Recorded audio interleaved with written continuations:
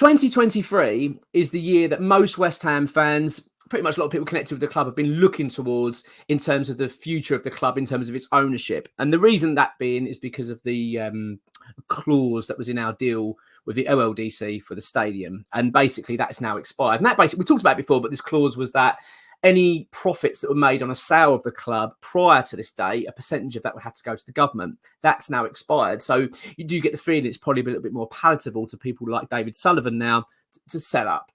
And let's be honest, if you're a businessman, you're thinking, well, it makes sense. Bought the club for a certain amount of money. He's moved it to a bigger stadium. The club's worth more money now. That clause is now expired. It would make sense.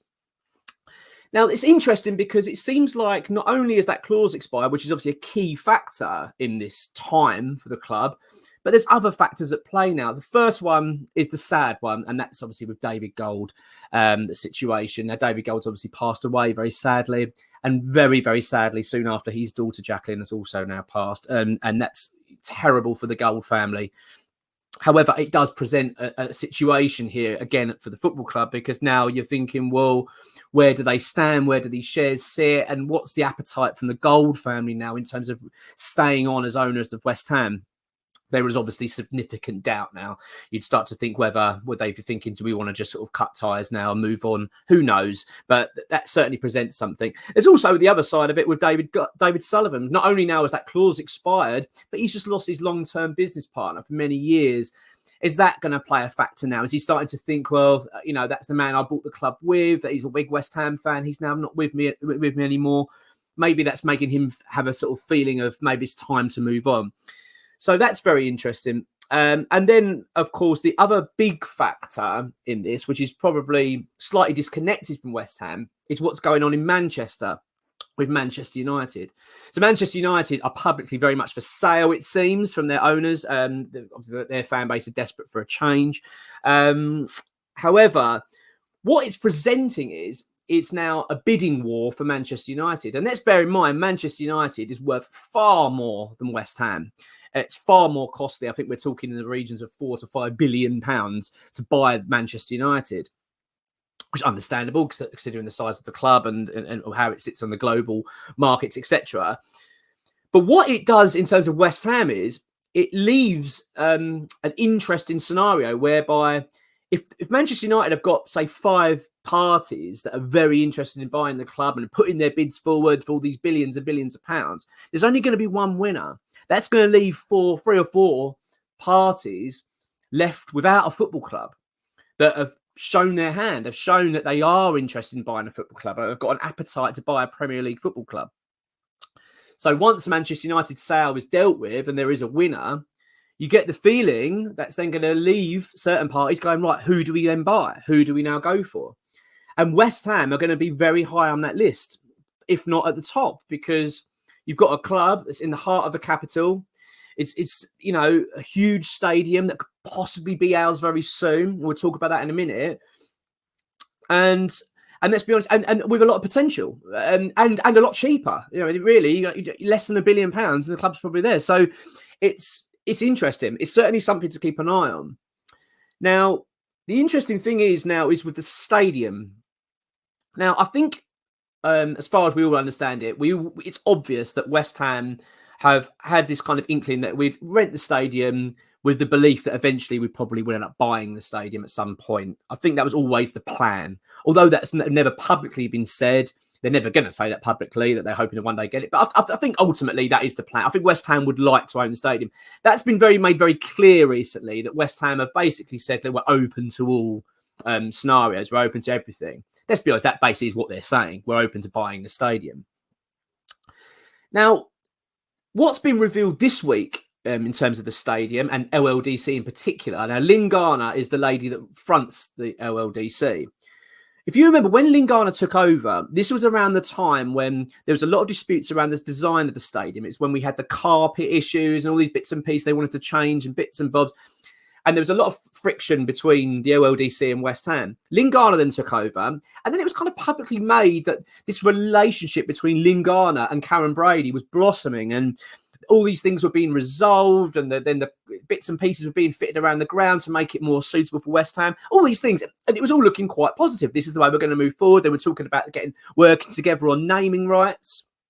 Now, what's interesting now is that has clearly soured to a significant extent. And the reason I say that is because Lingana has come out and said, well, we've got a big legal dispute going on with West Ham at the moment, and it's costing the taxpayers millions and millions of pounds to fight this. Now, I don't care what anyone says. If you're having to spend millions of pounds in solicitor fees to fight someone, that's not a good relationship. Things aren't good. Now, what they're disputing is the fact that when Daniel Krasinski bought his shares of the club, the LLDC / the government are saying, well, where's our cut? Because this is before the clause expired. And West Ham, I think, are disputing that, saying, well, no, it's not a takeover, blah, blah, blah, blah, blah. There's an argument going on. And you do wonder whether, again, is this a play by West Ham? Is this a play for the club to manoeuvre a situation to present now the case of, should we just sell them the bloody stadium? Should we just get rid of it? I do think there's a lot of mind games being played by West Ham here from our owners that basically are trying to present a scenario to the government where it's just becoming too much of a headache. Lingana has now come out and not only said that there's this legal dispute going on with West Ham, she's also publicly basically said the stadium's unsustainable. It's costing too much money to run. We're never going to make any money out of it. Even if they were to get a naming rights deal, we wouldn't make any money out of it. For me, that is a message to the government, a message to the mayor to say, get rid of this bloody stadium. It's a nightmare. That's theoretically what they're saying. And it's interesting because, as I've said, we've got this ownership situation going on. We've now got this situation going on.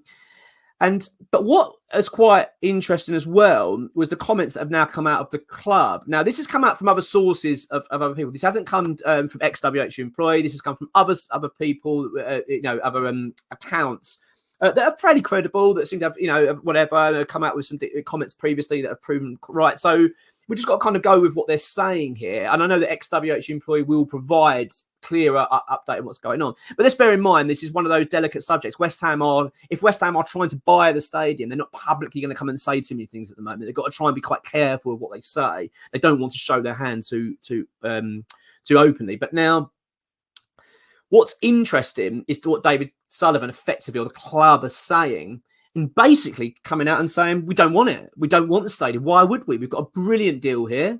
We're paying peanuts really to rent the bloody thing. It's losing money. Well, why would we want it? Why would we want that stadium? And even kind of suggested that, well, if we had the stadium, the ticket prices, would go up significantly, because then it wouldn't be sustainable. So these are quite interesting comments, and ones that I think that when West Ham fans read them will go, it's a bit of a dampener, because you think, oh, really? Like, we're not going to buy the stadium? Because I thought that was the plan. However, my gut feeling is, and I'd like to know your thoughts on this and whether you agree with me, I think that is another ploy, another play. I think that is basically them saying, yeah, we're not interested in buying the stadium, basically to drive the price down. I think what West Ham are really hoping is that they're handed the stadium. I think that's their ultimate dream. It's just just have it now. We don't want it. It's all yours. We don't want it. We'd rather walk away from it. I think that's what they're saying. So West Ham are trying now to present it publicly. Well, actually, it'd be a burden us having the stadium. We don't want it. So that it make them go, oh, bloody hell, what we're going to do? Should we just give it to them for nothing then? I think that's what West Ham are hoping is going to happen. Because let's make no mistake about this. I don't care what David Sullivan has said or what the club have been saying, if that is the case, that they don't want the stadium. It's not true. Because if West Ham were to own that stadium, the value of the club would skyrocket significantly. If West Ham suddenly were in ownership of a stadium that's worth, let's say, £500-600 million stadium as part of our property, then suddenly the value of the club has gone from 700 to over £1 billion. Arguably. And then that plays, again, lovely into David Sullivan's hands and Mr. Krasinski's, as you'd imagine, because I'm not convinced at the moment that Daniel Krasinski wants to buy the club. Although this story does keep coming out, and it could happen. I'm not suggesting this. It's just my opinion. I don't think Daniel Krasinski wants to own West Ham. I think he's a shrewd businessman. I think he's seen an opportunity at West Ham and thought, I'm going to buy my stakes. Don't get me wrong, he may buy the club out. He may buy David Sullivan out, but I think it's with the view of thinking, I'm going to flog this on to someone bigger who's going to spend a lot more money than me. That's my gut feeling on the situation with it. But it's interesting. It's very interesting. The only spanner I would say that's in the works of all of this, which is something that West Ham have to be very concerned about and have to be very wary of, which I'm sure they are. I'm sure they are. I'd like to think that they are. Is the fact that this stadium is not in good shape at all. What's been revealed by the LLDC is that the maintenance of this stadium is costing an absolute fortune. And there's a lot of work now to be done. Now, my life, okay, away from West Ham and all this stuff, is I know about these things a little bit in terms of maintenance and all this stuff. And running a big stadium, maintaining it, and then having to do significant, say, upgrade costs to, life cycle works across stadium costs a lot of money, Now, we've all been there now. We've been at the stadium for quite a few years, and we know that nothing's really changed that much. I know they've done the bottom tier, to be fair. They've done a couple of the bottom tiers and bits and pieces, but ultimately the ground's still exactly the same as when we moved in. Nothing much has really changed. I actually see the stadium in quite a bad state sometimes. When I look around, I do look at it and think this doesn't look like it's been overly maintained that great. So that's the other spanner in the works with this, is that London Stadium's not in good shape. It needs money investing into it. But again, could West Ham spin that as well? That maybe West Ham can use that as a bargaining chip and say, well, look, you want us to have the stadium. This stadium needs another 100 million spent on it to tidy it up and sort it out. Because let's not forget, this stadium isn't a football stadium. It's a temporary bloody structure they've built for the Olympics and sort of just thrown bits on it to try and make it. They've chucked a roof on it to try and make it a football stadium for West Ham. It's not really a good football stadium.